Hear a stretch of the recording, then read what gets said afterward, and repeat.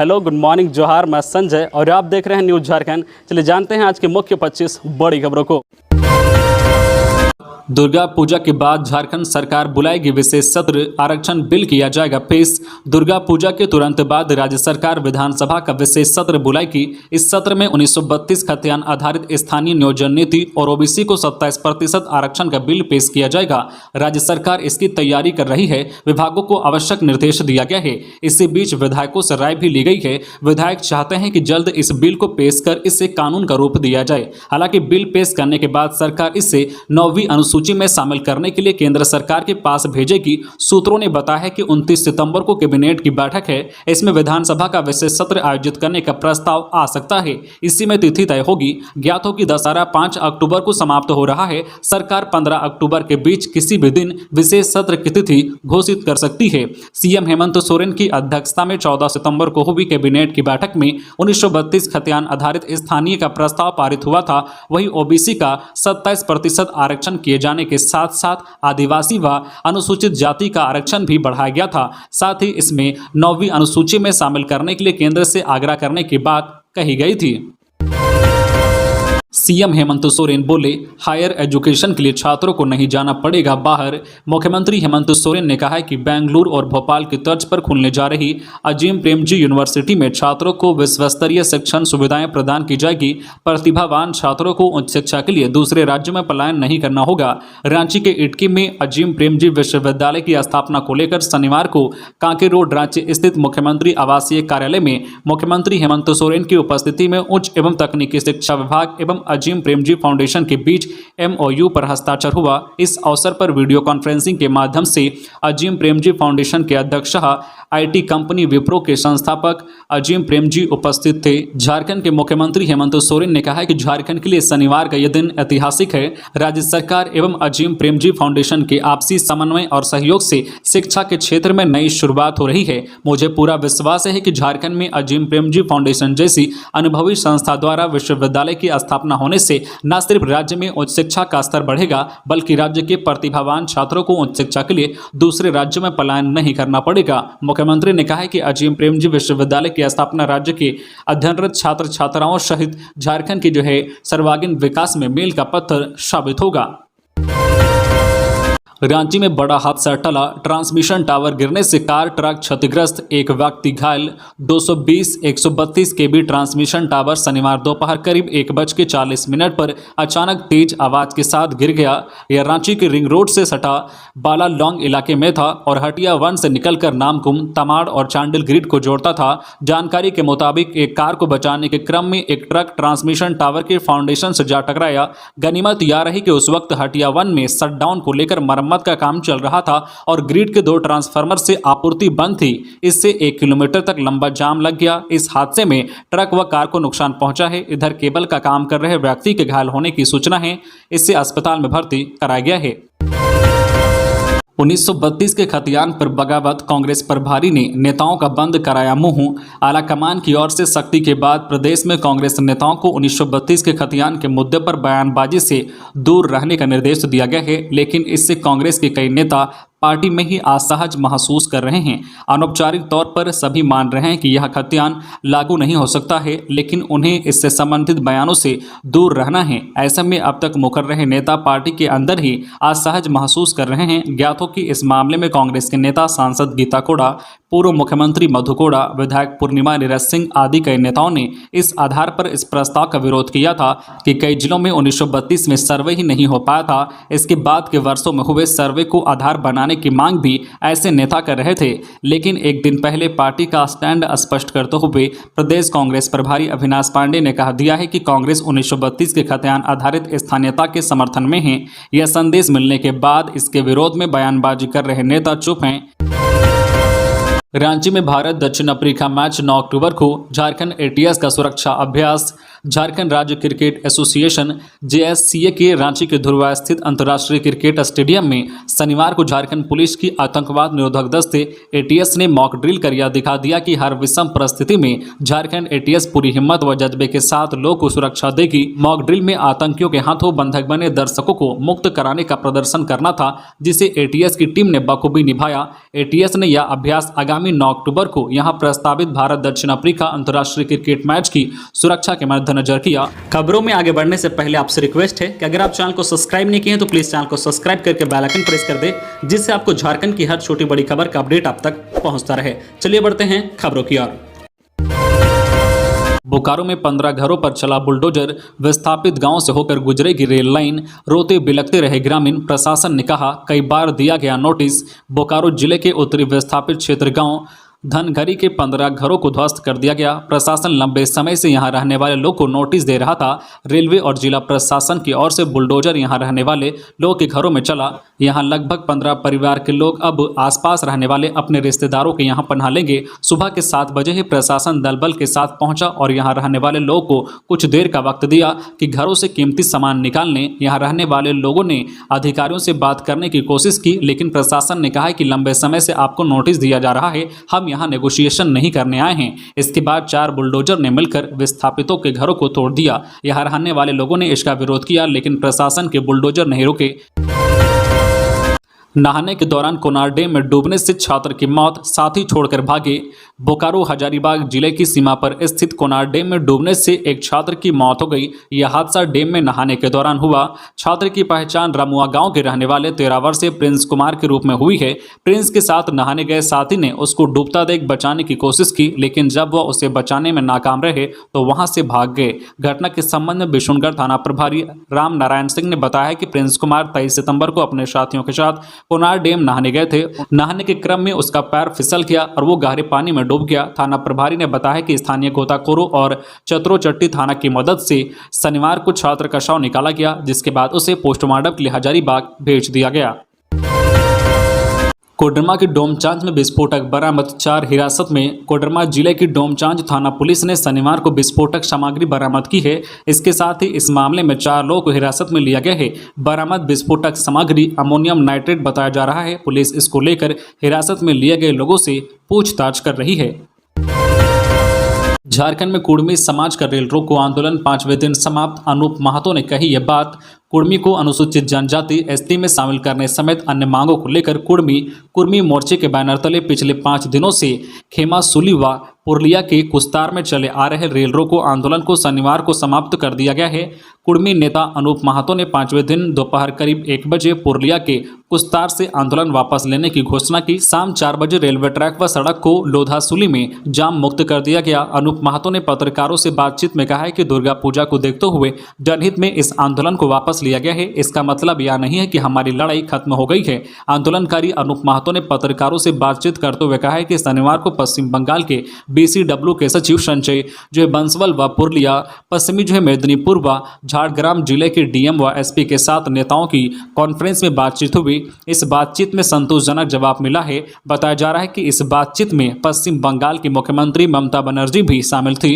उन्होंने कहा है कि दुर्गा पूजा को देखते हुए जनहित में इस आंदोलन को वापस लिया गया है। इसका मतलब यह नहीं है कि हमारी लड़ाई खत्म हो गई है। केंद्र सरकार ने इन मांगों को पूरा नहीं किया तो फिर आंदोलन होगा। इस रेल रोको आंदोलन में कुर्मी समाज ने अपनी शक्ति का एहसास करा दिया है। अब हेमंत सोरेन की खुल रही पोल, पंकज मिश्रा के घर से मिला पासबुक व चेकबुक। ईडी ने रांची स्थित ईडी की विशेष अदालत में मुख्यमंत्री हेमंत सोरेन के बरहेट विधानसभा क्षेत्र के विधायक प्रतिनिधि पंकज मिश्रा पर दाखिल अभियोजन शिकायत चार्जशीट में इस बात का भी जिक्र किया है कि ईडी की 8 जुलाई की छापेमारी में पंकज मिश्रा के घर से मुख्यमंत्री हेमंत सोरेन का एक पासबुक व 2 चेकबुक भी मिला था। ये कागजात एक सीलबंद लिफाफे में थे, जिसमें 2 चेक हस्ताक्षर किए हुए थे और 31 ब्लैंक थे। मुख्यमंत्री का उक्त पासबुक बैंक ऑफ इंडिया की साहिबगंज स्थित गंगा प्रसाद शाखा से निर्गत है। मुख्यमंत्री के खाते में कितने रुपयों का ट्रांजैक्शन हुआ है, इसका जिक्र ईडी ने अपनी चार्जशीट में नहीं किया है। ईडी ने यह भी बताया है कि पंकज मिश्रा के 4 बैंक खाते में पड़े जो है 83.98 लाख रुपए को छानबीन के बाद फ्रीज करवाया गया है। झारखंड में 10 आईएएस का तबादला। झारखंड सरकार ने 10 आईएएस अधिकारी का तबादला किया है। इस संबंध में सरकार की ओर से अधिसूचना जारी कर दी गई है। अजय कुमार सिंह को ग्रामीण कार्य विकास का प्रधान सचिव बनाया गया है। वहीं उन्हें वित्त विभाग का अतिरिक्त प्रभार दिया गया है। राहुल शर्मा को पंचायती राज विभाग का सचिव बनाया गया है। के सोन को राजस्व एवं भूमि सुधार विभाग का सचिव बनाया गया है। अमिताभ कौशल को योजना एवं विकास विभाग का सचिव बनाया गया है। इसके अलावा इनको आपदा प्रबंधन विभाग का अतिरिक्त प्रभार भी दिया गया है। मनीष रंजन को पेयजल एवं स्वच्छता विभाग का सचिव बनाया गया है। राजेश शर्मा को परिवहन विभाग का सचिव बनाया गया है और परिवहन आयुक्त का अतिरिक्त प्रभार दिया गया है। प्रशांत कुमार को जल संसाधन विभाग का सचिव बनाया गया है और उन्हें ग्रामीण विकास विभाग तथा सुवर्ण रेखा बहुउद्देशीय परियोजना जमशेदपुर के प्रशासक का अतिरिक्त प्रभार दिया गया है। के श्रीनिवास को कल्याण विभाग का सचिव बनाया गया है। मनोज कुमार को पर्यटन एवं कला संस्कृति विभाग का सचिव बनाया गया है। विप्रा भाल को सूचना एवं तकनीकी विभाग का सचिव बनाया गया है। कासकांड अधिवक्ता राजीव कुमार को नहीं मिली बेल। ईडी ने जवाब देने के लिए फिर मांगा समय। झारखंड हाईकोर्ट के अधिवक्ता राजीव कुमार को फिलहाल जमानत के लिए अभी और इंतजार करना होगा। शनिवार को उनकी जमानत याचिका पर रांची ईडी की स्पेशल कोर्ट में सुनवाई हुई। सुनवाई के दौरान ईडी की ओर से एक बार फिर जवाब दाखिल करने के लिए समय मांगा गया।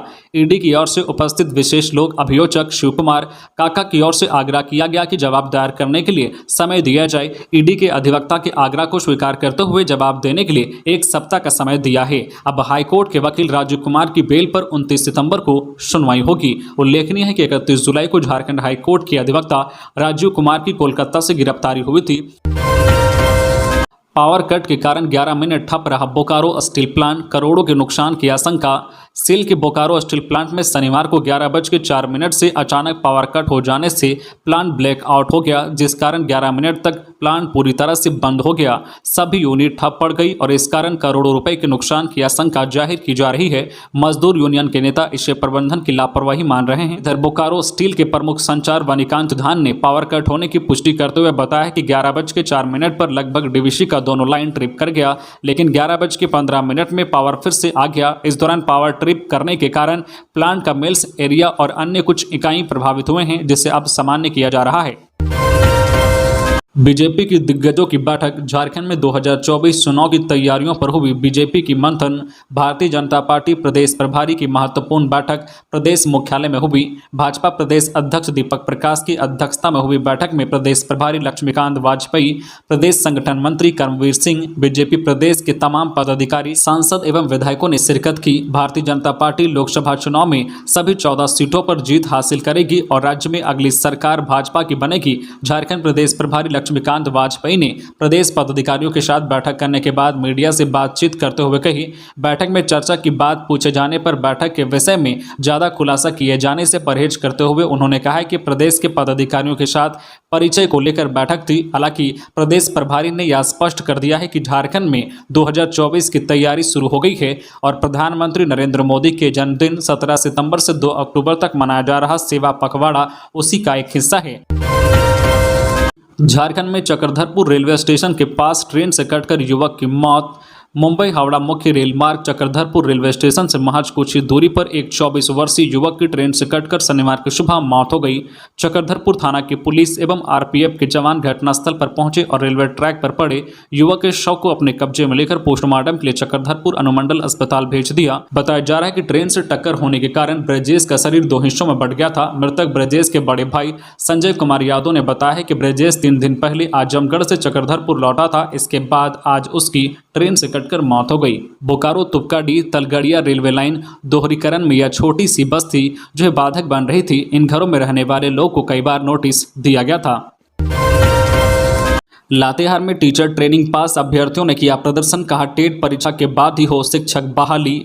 झारखंड टेट परीक्षा के बाद राज्य में शिक्षकों की बहाली करने की मांग को लेकर टीचर ट्रेनिंग पास अभ्यर्थियों ने प्रदर्शन किया। शनिवार को समाहरणालय के समक्ष अभ्यर्थी पहुंचे और शिक्षक बहाली की मांग की। प्रदर्शन कर रहे युवाओं ने कहा है कि बिना टेट परीक्षा का आयोजन किए सरकार शिक्षक बहाली की प्रक्रिया शुरू करती है तो इसका विरोध किया जाएगा। वर्ष 2016 में शिक्षक बहाली की प्रक्रिया आरंभ होने से पहले झारखंड राज्य में टेट परीक्षा आयोजित की गई थी। टेट परीक्षा में सफल होने वाले अभ्यर्थी ही शिक्षक बहाली प्रक्रिया में भाग ले।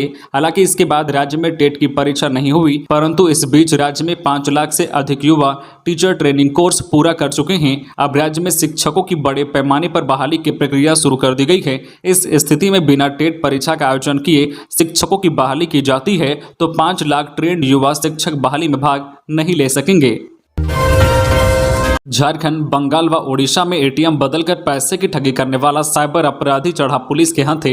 सरायकेला खरसावां जिला पुलिस को बड़ी सफलता हाथ लगी है। पुलिस ने अंतर्राज्यीय साइबर बदमाश रश्मि रंजन बैच को गिरफ्तार कर लिया है। इसके साथ ही उसके पास से एसबीआई का एटीएम व चोरी का एप्पल मोबाइल बरामद किया है। आरोपी उड़ीसा का रहने वाला है। पुलिस ने उसे जेल भेज दिया है। वह एटीएम बदलकर पैसे की निकासी कर लेता था। यह जानकारी एसपी आनंद प्रकाश ने पत्रकारों को दी। आईपीएल सट्टेबाजी में 8वीं के छात्र की हत्या, ओबी डंप में मिला शव, 2 आरोपी गिरफ्तार। धनबाद के महुदा रेलवे कॉलोनी के रहने वाले रेलवे ठेकेदार विद्यांचल यादव के 14 साल के बेटे हर्षित कुमार यादव की अपहरण के बाद गला दबाकर हत्या कर दी गई। हर्षित का शव बागमारा के जमुनिया कोलियरी के ओबी डंप में पत्थर से दबा बरामद किया गया है। पुलिस ने हत्या के 2 आरोपियों को गिरफ्तार कर लिया है। गिरफ्तार दोनों आरोपियों की उम्र 15 से 16 वर्ष बताई जा रही है। आईपीएल सट्टेबाजी में हर्षित की हत्या की जाने की बात सामने आई है।